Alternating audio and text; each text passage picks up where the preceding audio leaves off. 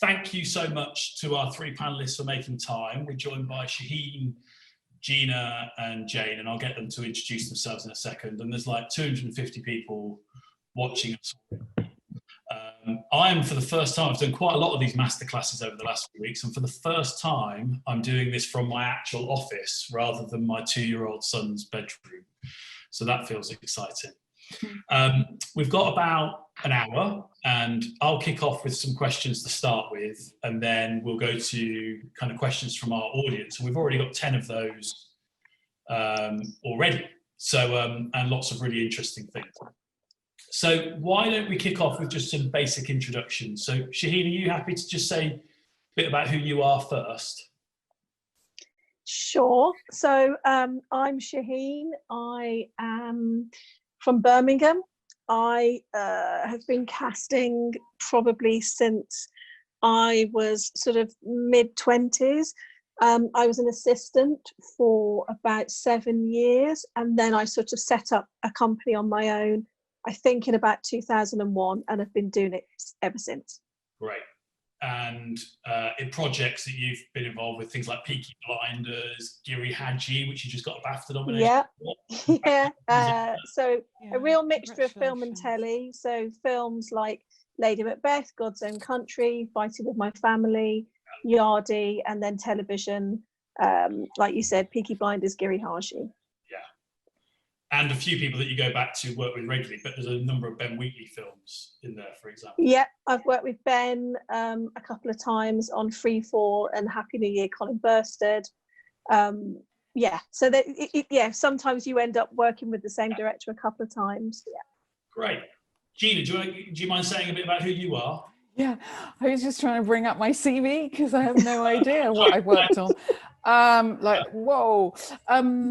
Yeah, I worked in a completely different industry and then looked around, and actually my friend Natasha Wharton, who works at the BFI, she went into the industry, and I wanted to follow her in, but I didn't have her kind of brains. So I looked at and I realized I'd always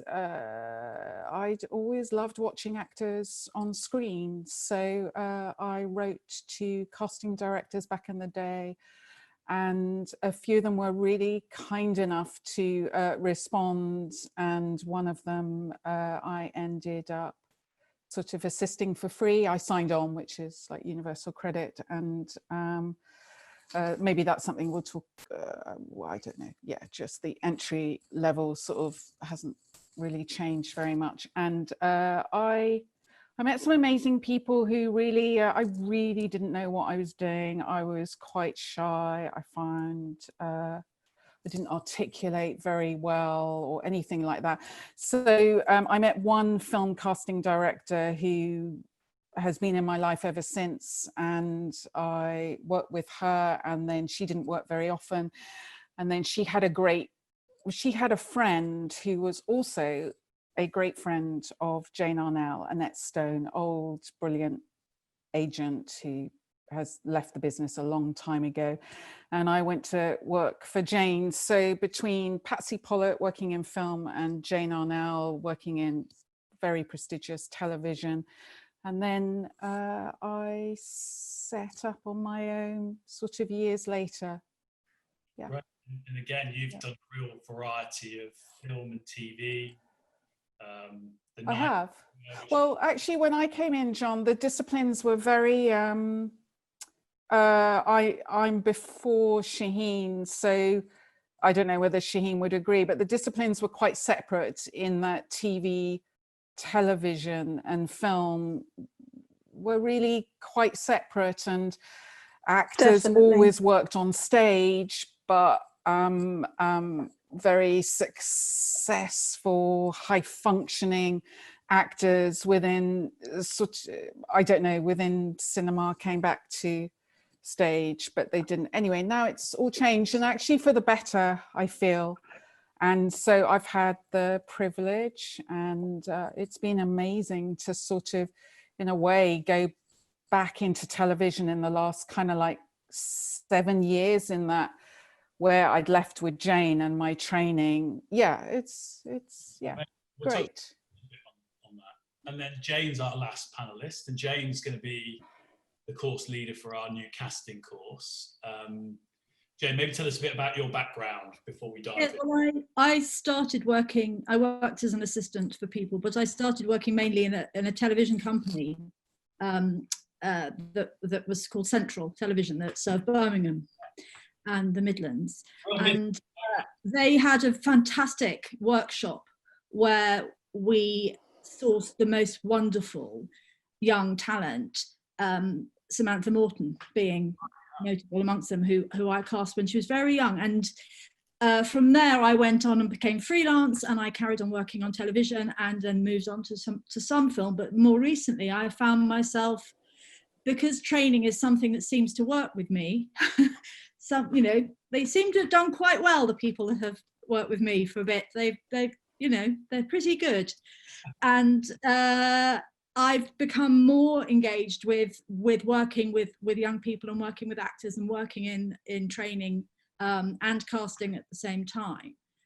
So this is a perfect fit for me.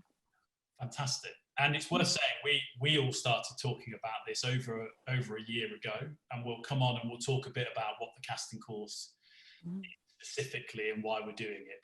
But before we do that, let's talk a little bit about what a casting director actually does. I'm sure there'll be a mix of people's experiences in the panel, or in the audience, sorry. So who wants to pick that up? Who could give us a kind of broad overview of what your role is on a film or a TV project?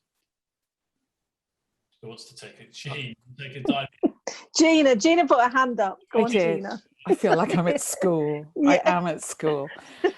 I guess each job is like starting from scratch in that, whilst it's the same room, except it's like it's different books. It's a different script and it's a different director. And even if you've worked with the director several times before, the material is always going to be different.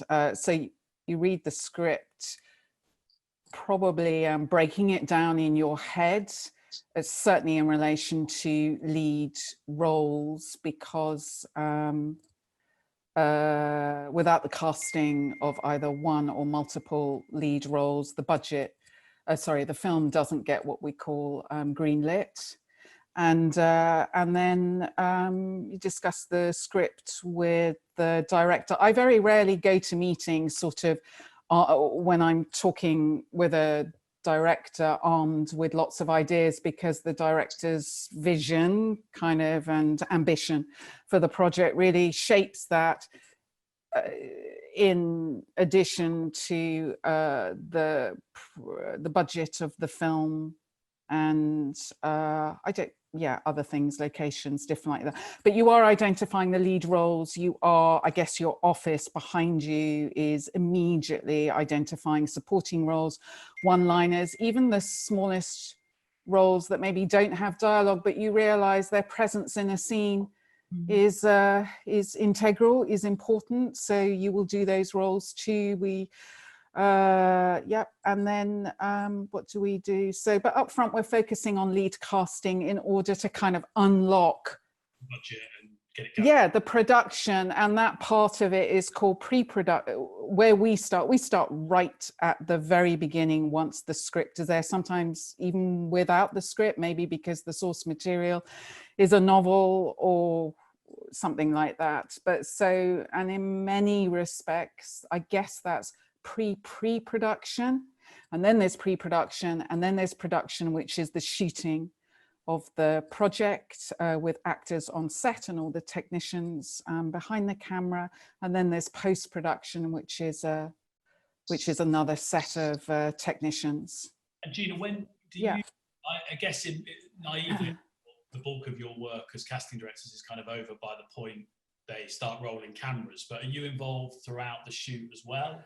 Back in the old days, it was like that. But sorry, the old days, ancient times. But I would say in the last 10 to 15 years, even on the tiniest I find on larger projects that actually the director sort of their time has to be managed, and sometimes that does not allow for casting before shooting starts, and that smaller roles or maybe scenes are evolving or whatever, and they do have the budget to allow you to continue throughout.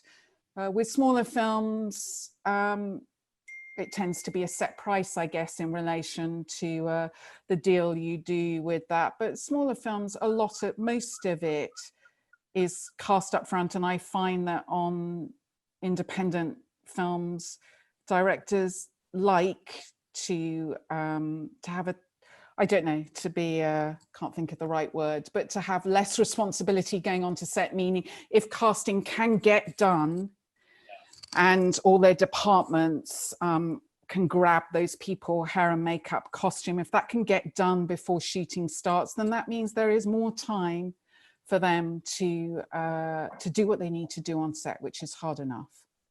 And also, it's very rare that you're still casting on a job, especially on a film, once it's filming. Often the job is done once once a film starts shooting. Occasionally, if the script's changing, you might have to do little parts throughout the filming. With television, if it's episodic, then on a show like Peaky, I can be casting throughout the whole shoot, because later episodes, those scripts of the later episodes may not come in final drafts until close to the time they're shooting. So so with television, it's slightly different in that you can be casting throughout production, but generally with film, your job, unless it's a sort of bigger budgeted film, your job is sort of done, I think, before shooting starts. And often with independent film, sometimes it can be a first-time director, and if it's a debut director, often they like to start the process quite early in advance, because it's also part of their development. And if they've never done casting before, it's a whole new process for them. So often, even though they might have £2.50 compared to a big budget film, the process can start earlier. That's very true, Shaheen. And actually, in relation to first-time directors, I hadn't thought about that. Often, I don't know, for a director to be sat down by a very experienced, very good producer and told this could take a very long time, I assume it's like going into rooms. You can only deal with so much information. I mean, if you were really told that your film might not start shooting for 2 years, but that relationship with the casting director and the writer in relation to the screenplay, and also maybe locations. There's a sense of where you're going to shoot this. That's probably quite. It is a very, those conversations, that engagement, the sort of the collaboration is something actually very important there, isn't it, in relation to the nurturing of that director, he or she easing them into the directing process. Talked a lot about the director. Is that the only key relationship? What's the relationship with, say, the writer? I mean, they have more power in the kind of TV world, or producers. Who do you mainly work with? Is it only?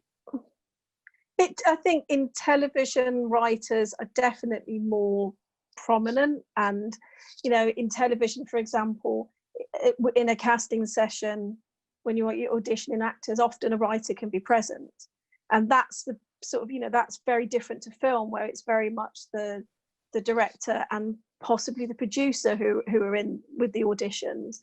But with film, it could also be, say, if we've done something, we've cast something that a writer, with a writer, and it's recurring. Often I've jumped onto projects because a writer, I've worked with them before on other projects, and they've asked me to come on really early when it's even like a treatment stage, or they've just got the rights to a book before a director's attached. So it really varies, a lot. And the other key question I've kind of got is, how do you know your vision for the material? You read the script maybe before you've even been hired. How do you know your vision for the material is the same as theirs? And have you walked away from projects maybe where you've had that meeting and you've realised you both see the material in a totally different way? Who wants to I mean, we've all, I mean, you know, there's definitely projects that I've worked on where, you know, okay, in television sometimes, you know, a casting director can be brought on before a director. And I always find that slightly odd because my main collaboration is with the director. And I always say to the producer, we may not be a good fit. You know, the director might have completely different taste to me. And sometimes, you know, you kind of go, oh, hang on a minute, it's like a sort of blind date a little bit. And, you know, and of course I could look at my CV and go, well, actually, there's some jobs that weren't quite as good a fit as others.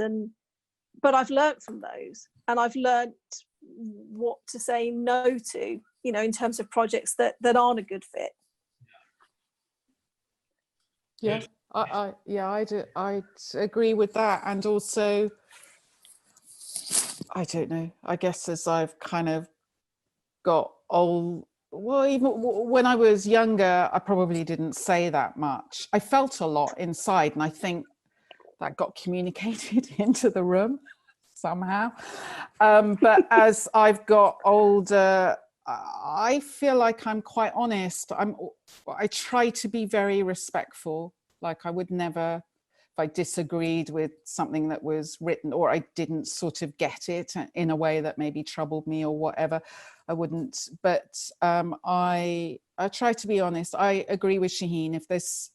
If I've read something, even if it's a treatment or read a script where I'm just like, I don't get this, as in it's not a good fit for me, and I wouldn't do a good meeting, I wouldn't feel connected to this or invested, then I would probably end up saying, damn, I'm not available, sort of thing, or it doesn't sort of make, yeah, I'd be very nice about it. And then if I am having that conversation, because well, filmmaking is a collaborative art, isn't it? I tend to be honest, and I have enough confidence to say, I think this, and then if someone's kind of, oh God, Gina, you've just got it so wrong, I'm very happy to be educated on what I didn't get, what's like, and often those are very meaningful conversations, and sort of vice versa when I think things are missing or something's really not taken care of here. Sometimes I'm with great people who go, shit, oh, not go shit, oh, we didn't know that, but actually, yeah, it was sitting there all along anyway. They just needed a prompt sort of thing. Anyway, so.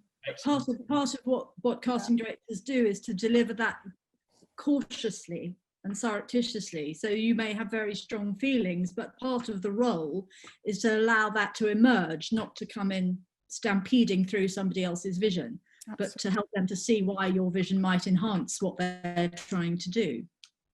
No, that makes a lot of sense.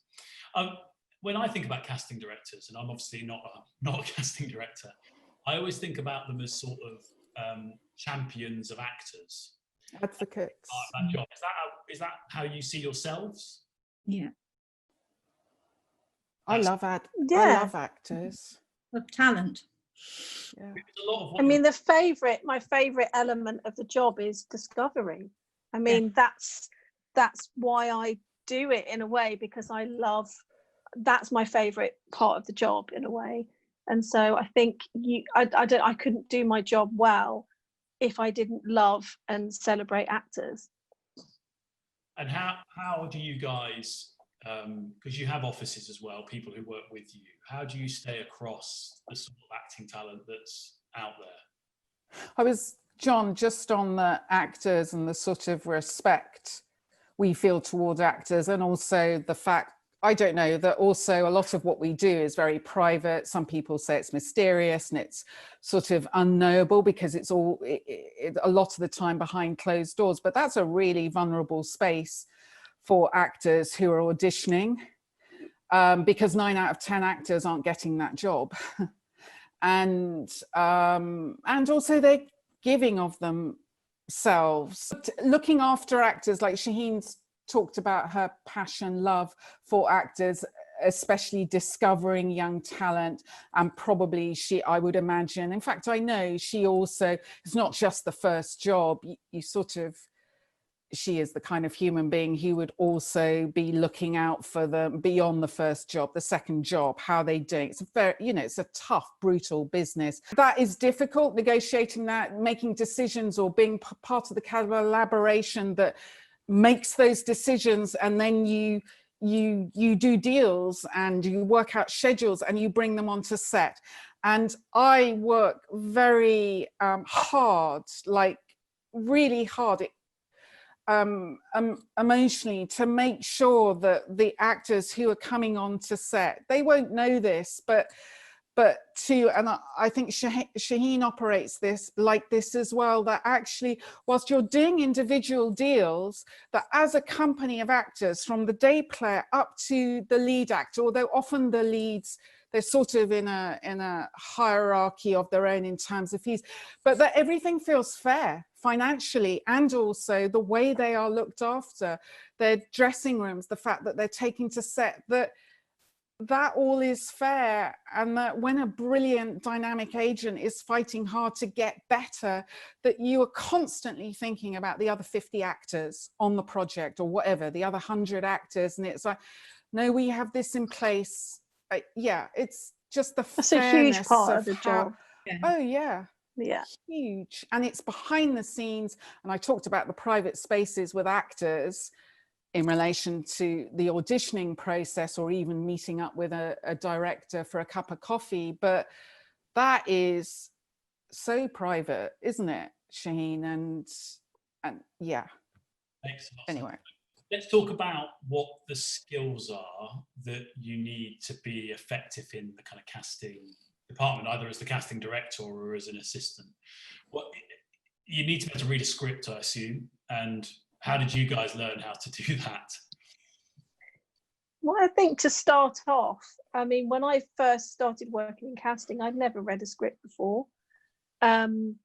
Maybe, I mean, at school, I'd read a script, but not really. And so that was the very first time I'd read a script. And so I had to, and I should have said right at the beginning, I assisted both Jina and Jane. So we're like, it's like the Kevin Bacon game. We are absolutely connected to each other. So I've learned from them.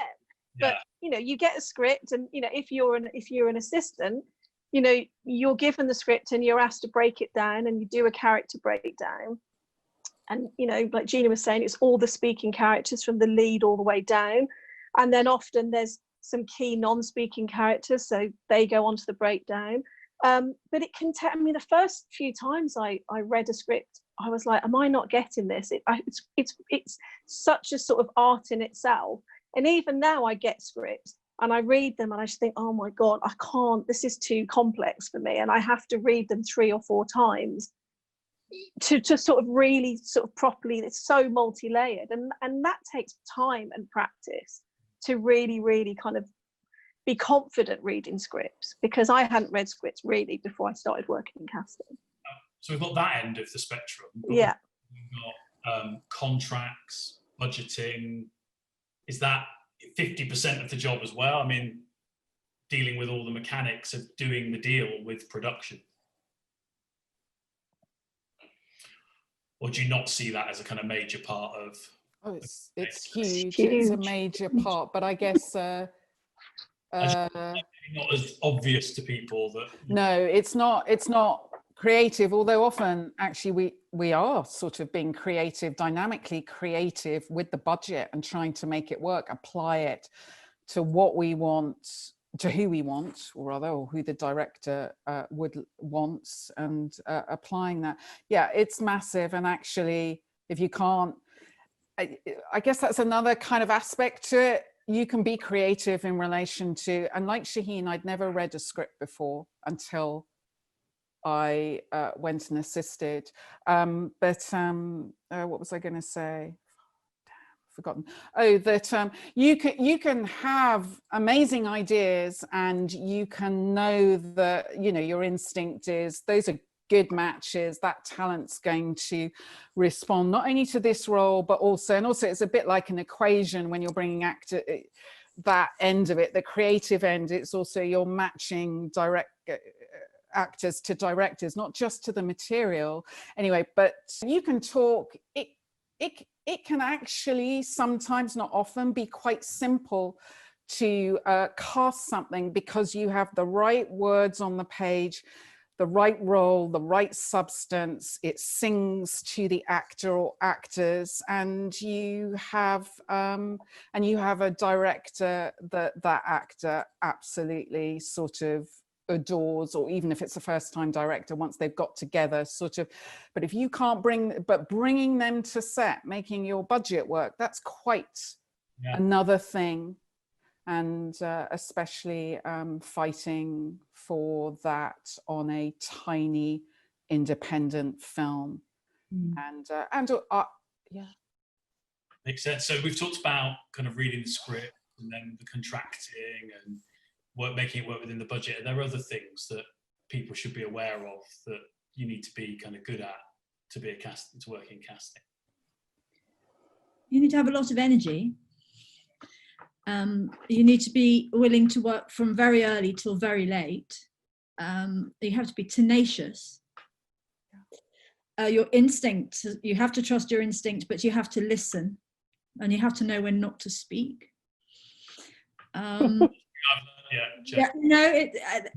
It's a lot about integrity, a lot about instinct, and a lot about discretion, and being able to weigh all those things up. But an assistant isn't going to go in doing all those things instantly. I mean, Shaheen was saying she'd never read the script before. I don't think anybody's read a script until they get into production, but you have seen film. Yeah. So it's an instinct for how a script works, and you may not be able to articulate that when you first come into casting, but if you like watching actors, that means you like watching film or theatre or TV. And therefore you're going to get a feel for how a script works eventually, and that's what's going to inform your process once you're in the office.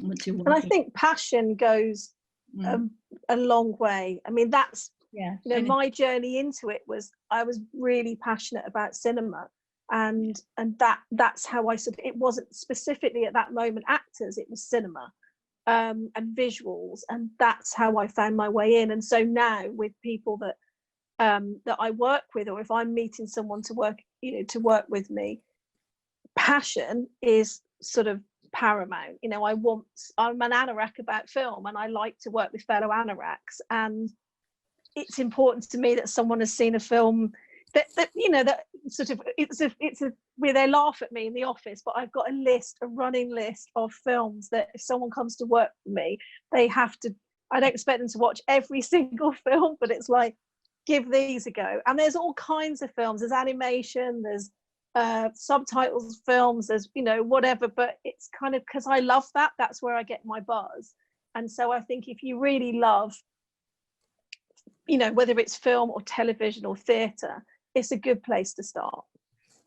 And Jane talked a bit about discretion. So I guess relationships, more broadly, ability to build effective relationships becomes key, because as Jina talked about, you're meeting people at their most vulnerable sometimes. 9 out of 10 people don't get the role.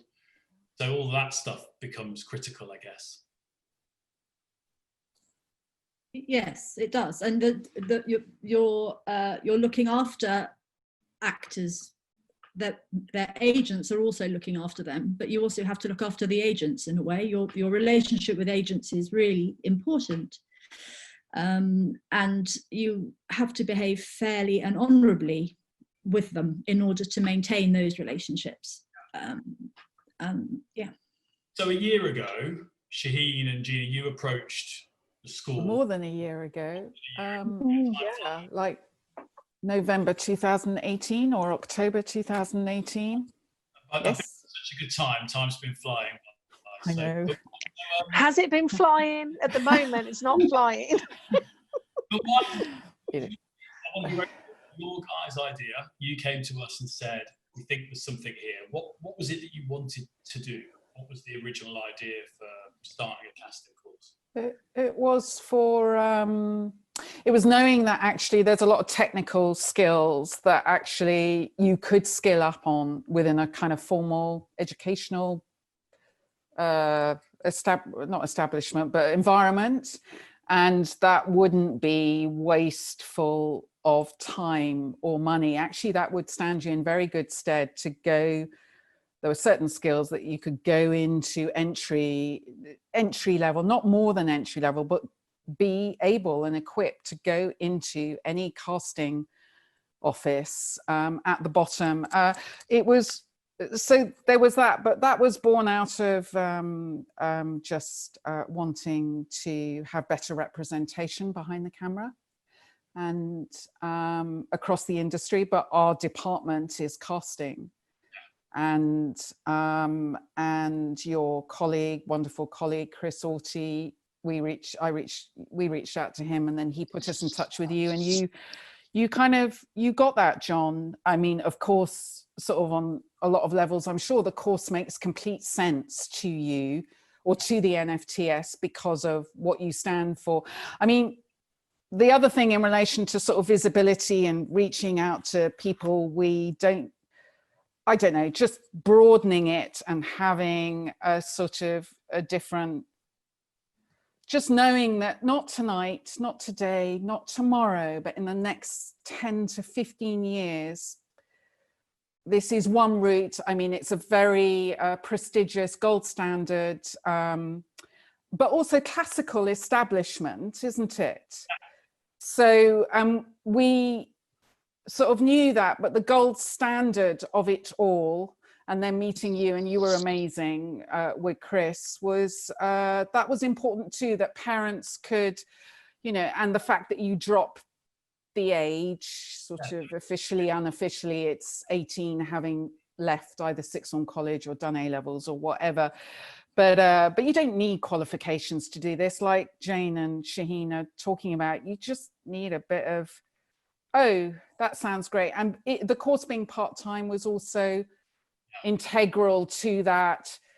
So someone can, you know, can still be working and then sort of think about this on the side. And you have been, NFTS have been incredibly generous and supportive and then generous in relation to scholarships. And Shaheen and I and Jane have sorted out some of those as well, so that if the cost of this, the fee is prohibitive, actually, if you want to do this course and you're accepted, we'll work it out. Our aspiration, isn't it? At least we want half the people to be able to do the course for free. We're not quite. Yeah. That'd be amazing. That's a big inspiration for us, isn't it? But it's also, I mean, I think, you know, what Jina was saying about having sort of much fairer representation behind the camera. And also, you know, when I first started in casting, I felt, you know, I didn't really see anybody else like me. And I remember profoundly meeting Jina, because it was almost like the first time I'd met somebody that I felt, I reckon I saw myself, you know, and there was a connection. And I suppose I just would love the industry to just be properly representative. You know, we've all got stories to tell, they're all relevant, you know, and I think that for a long time the industry was really hard to get into, you know, and I didn't know anybody in it, and it was, you know, and I think that for a long time it's been an industry, unless you know someone, it's very, very hard to get a foot in. And so it's just making it much more open, much more visible, so people can, you know that casting is a job, you know, it's a profession, it's a career, it can be brilliant, and we want better representation. Okay, so Jane, what do people, if they like the sound of that and they apply for the course and they get the bit of applying, but what happens? How does the course work? So the course, if people apply, with the deadline in principle is the 25th of June. If people want to apply, they should do so. We are going to continue looking and reaching out to other areas as well. So there may be opportunities to apply a little bit later than that if you find it tricky. If you have real problems with forms or don't really want to do that, we have opened it to people to give us an online submission if that helps people. Once we're up and running, we'll be in the new NFTS building in Golden Square which is really exciting, and will be the first course, yes? First course. Yeah, which is fantastic, and will be socially distanced, and we will do what we can to do whatever we have to make it work there. If we have to do blended learning across the autumn term, then we will do online classes as well. And it may well be that all the guest speakers that we'll be having quite a lot of casting directors, some directors and producers coming, some people from the unions to come and talk about agreements across that. And some of that may need to be online, but we'll just have to wait and see what the climate is like by the sort of dark autumn days.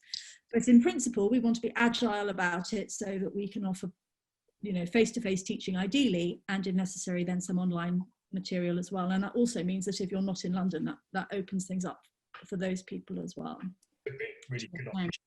And not have to go to London every single week if necessary. Jane, the building is fully disability compliant, isn't it, the new building? Soho. I believe so, yes. That's right.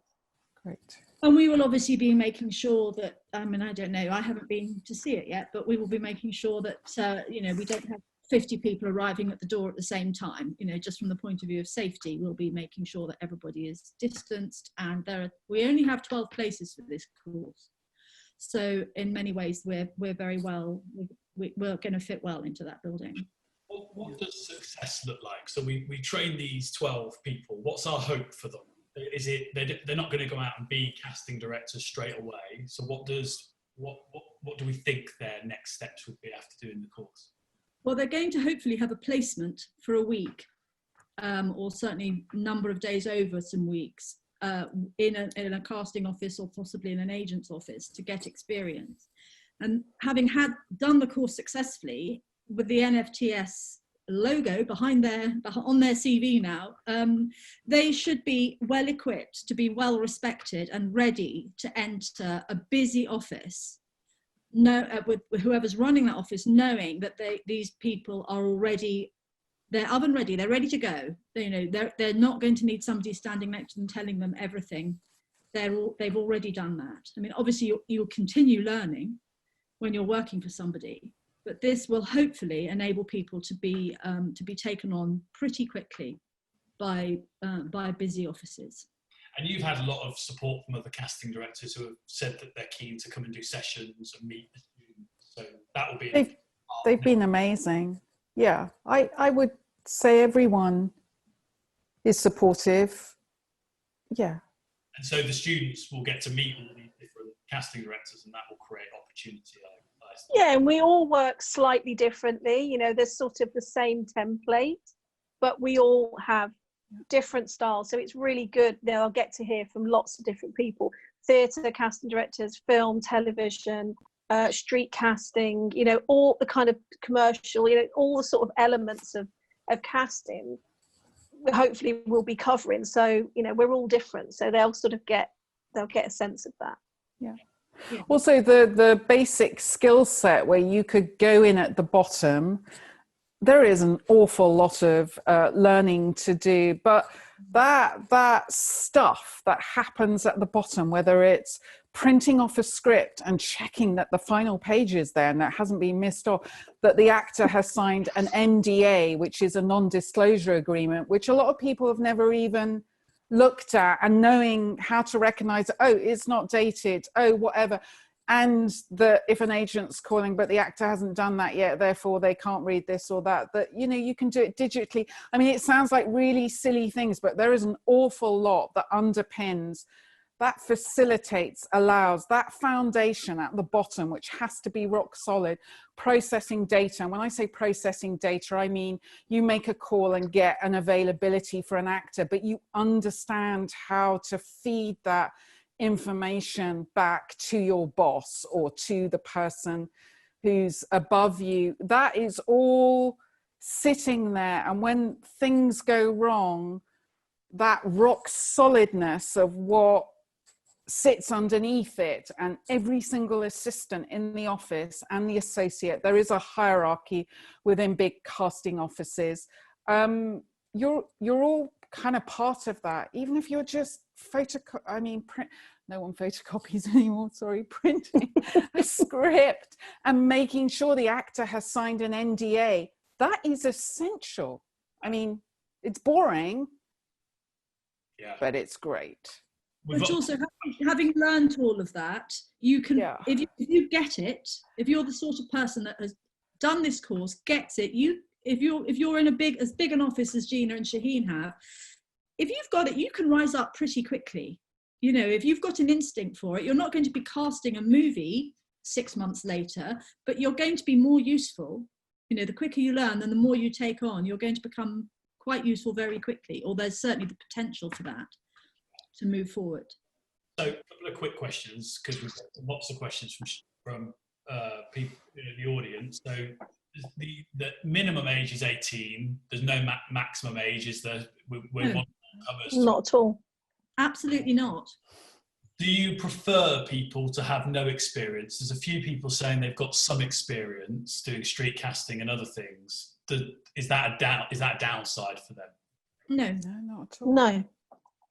Good. Can you continue to work full-time alongside doing this course, or would you recommend students give up their jobs? By the way, I'm just asking the question. I know the answers to this. I don't think anyone can give up their day job. They can't afford to. But this is an evening course. There might be, Jane can, we'll have more information, but there might be occasional full days where we're getting into something specific, but it's an evening course, so you still have to do your day job. You have to do your job, but you have to have the energy to do the work and have the commitment to the course. It's not an optional weekly course. You have to be committed to it. Yeah. There's a question about scholarships, which maybe I'll answer, which was what are the criteria? And they're always about financial need, really. And diversity is part of that. But really, we start with people's financial need. And work from there. And as we said, we've got 4, I think, now confirmed scholarships. We've got 4. 5. Okay. Great. I thought Christian. Yeah. That's 5. 5. That's 5. So our aim is to have at least half, isn't it? So we're still going. Yes. We're still going. Yeah, still pushing.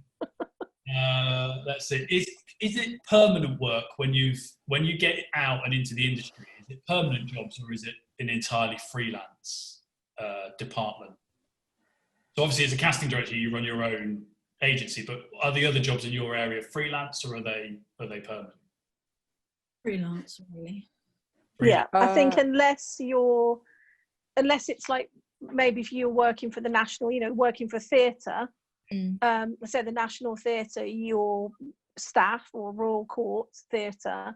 But I think the majority of casting directors and the people that work for them are self-employed freelance. Okay. How long is the course? 2 terms. 2 terms. So 2 terms. Like 24 weeks. Yeah, maybe a bit more, depending on what we fit in. Run up to Christmas, have a break, and then run after Christmas. Yeah, up to Christmas, good break, and off we go again. When we say it's part-time, what does that mean? It means it's 3 hours a week, one evening a week for 3 hours, with all the extra bits added on with the chatting, for approximately two terms of 12 weeks each. But again, that might fluctuate a little bit, with the odd Saturday thrown in. And a question here, which is a really good one, which is, Jina mentioned this isn't the only route in. So what are the other options? If you didn't want to do this course, what would be the other options for people to think about trying to do? Is it approaching 8 casting directors? Or... Yeah. I guess then you'd need to be your trying to reach out would be much more tangible, John, and actually you really would have to maybe be going, oh, well, I watched these films and I realized that it's the same casting director, or those 2 TV series over there. I don't know, there needs to, in a way, a bit more kind of effort in relation to the CDs you're reaching out to, but also maybe you do have an instinct, you want to work in this, but actually you don't want to you're not interested, or it doesn't work for you what we're proposing. You just have to make a bit more effort, I guess, about you need to be a bit more focused about how you reach out. It'd be like reaching out to a company for any industry, how you do that and what you're saying, and if you've got good organizational skills. So this is not your creative eye, whilst it's incredibly appreciated when you come in at the bottom, and that's probably why you're there, because ultimately you can take that creative eye and 5-6 years later maybe, you know, want to cast things on your own. But at the bottom you need to be organized, efficient, very good with organizing material, data, have a good enough telephone manner.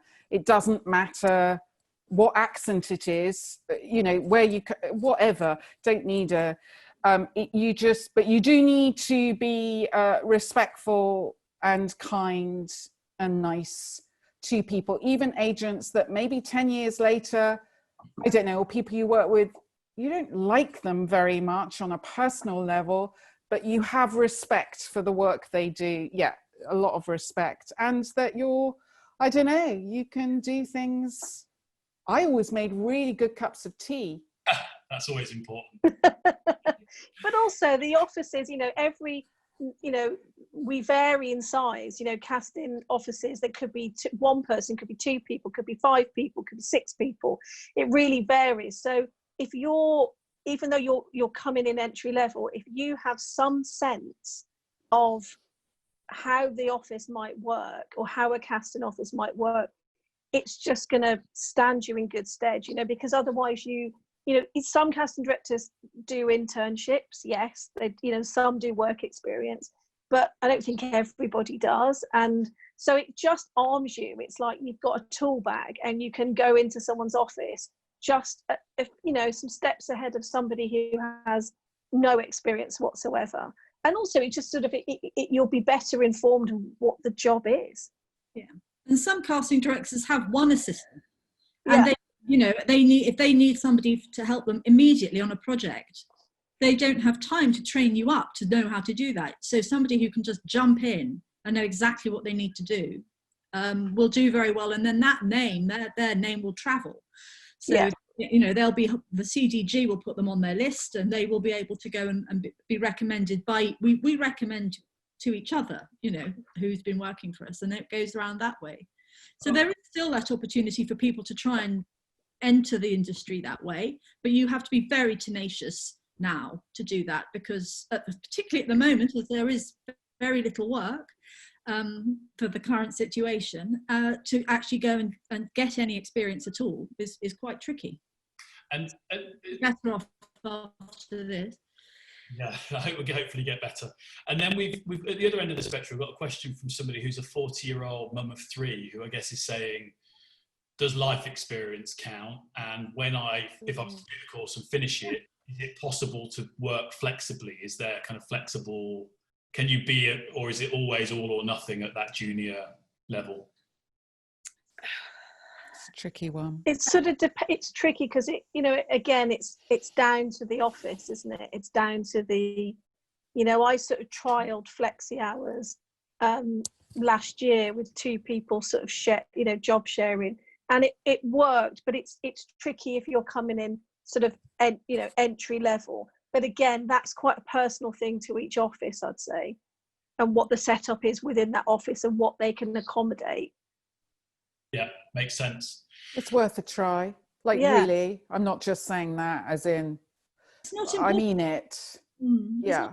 It's just because you have to remember so much stuff when you're an assistant. You have to be able to carry so much information as well, that if you're not there for some of the day, you know, just practically that becomes difficult. But I guess you could, there will be offices that can accommodate part-time work. Yeah. And then this is an interesting question about kind of how many projects are you often at your level balancing at one time? Are you only ever working on one film or one TV project at a time?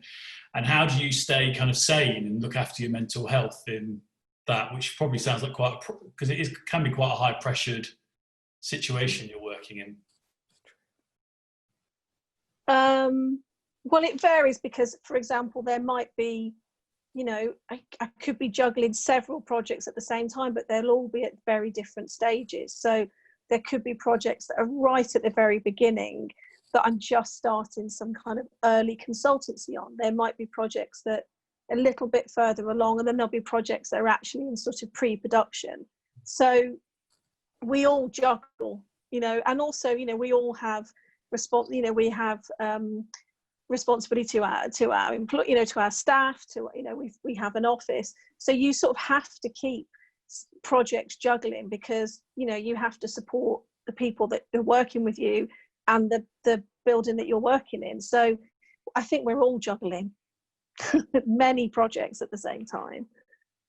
Yeah. Okay, cool. And then somebody says, are all starting assistant jobs unpaid? Gina talked a bit about being unpaid at the beginning. And Did I? Oh, when in ancient times myself, yeah.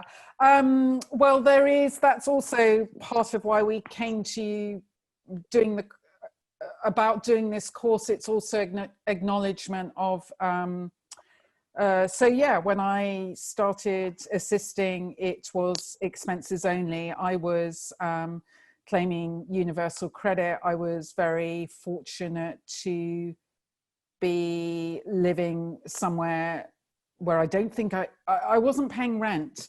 Anyway, I was kind of lucky, and also, you know, it didn't cost a fortune to travel across town. It meant when I was also proposed, like I was proposed to Jane by a mutual, whatever, the boss I was working for and a mutual person, I wasn't competing with 20 other people. That was mine, as long as, I think, Jane, as long as you liked me. I liked you, yes. There were 10. There were 10. I interviewed 10. Oh, there were. Sorry. Wow, that makes me feel. She never told you that. It's outrageous. I interviewed 10 people, but I just offered it to you on the spot. That's great. She was like, done deal. Yes, so it's, yeah, as we all know, financially, we live in a very expensive city. Cities have always been very expensive, but financially, the cost of living has changed dramatically. And yeah. Does that answer whatever the question was? So it shouldn't be unpaid. I mean, no, I mean, unpaid bit. In 2020, interns, you know, work experience shouldn't be unpaid. Okay, I run a work experience program with the local sixth form schools, state sixth form schools and colleges for the last, I think it's 2 years, something like that. Olivia, who works in my office, has kindly sort of taken it over. So they are 16, 17, 18-year-olds, occasionally a 19-year-old. They don't have to travel super far. We pay their travel expenses and we pay for lunch. These are not people, although we've gone into their schools and talked about casting, these are not necessarily students where we have expectation that they want to take up casting. Why we do it is to introduce them to the film industry. And so one of them wanted to agent. So we helped organize that with 2 amazing agencies and agents who totally understand. Yeah, so that is expenses, but they're still in full-time. So that's work experience. I guess work experience and internship is a different thing. Yeah. Work experience, it's like when you go from school and you do a couple of weeks somewhere, you don't get paid. No. But internships should be paid. Absolutely. And if I've never done an internship, if you've got a certain skill set, even if it's really basic, you should be, if possible, actually, let's say it's 2020, you should be walking into an office. You won't get paid much, but I guess you should be paid not less than the minimum wage, when you can't really contribute much. And part of the deal is, for a moment, whether that's a few months, 6 months, is that you're observing and learning all the time, and that will mean, like what Jane was talking about. If you've got something, you'll move up. So I've got like 90 questions. Whoa. Oh my God. Okay. What are the best ones, John? Or do you want to give us one-line answers? Okay, one-line answers. Is casting assistant a good thing to do between jobs? Is it a thing that actors? No. Lots of questions on that. Listen, if an actor wants to, I think actors know they want to act. So between jobs, we would rather that was going to someone, whilst they might not want to work in casting, they want to work in the film industry. And from maybe working in a casting office, a bit like being a runner on a film set, you get to see the whole film in action and kind of work out, oh, I like that department. It would be great if those positions were going to people who really want to work behind the camera in the film industry, not in front of it.